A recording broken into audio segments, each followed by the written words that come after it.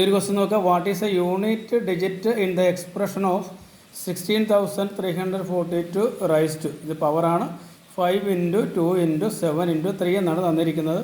ഇപ്പോൾ unit digit ആയതുകൊണ്ട് തന്നെ നമുക്ക് ലാസ്റ്റ് നമ്പർ മാത്രം നോക്കിയാൽ മതി. അതായത് നമുക്ക് നോക്കേണ്ട ഇതാണ് 2 റൈസ് ടു 5 × 2 × 7 × 3 ആണ്.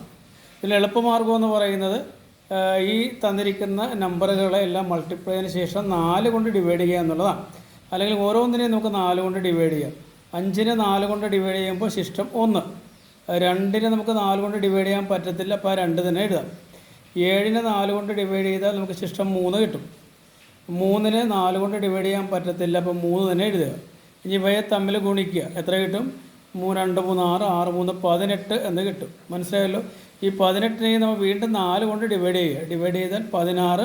നമുക്കിടുന്ന ശിഷ്ടം എന്ന് പറയുന്ന 2 ആണ്. അതായത് ഈ തന്നിരിക്കുന്ന ഈ 2 എഴുതുക.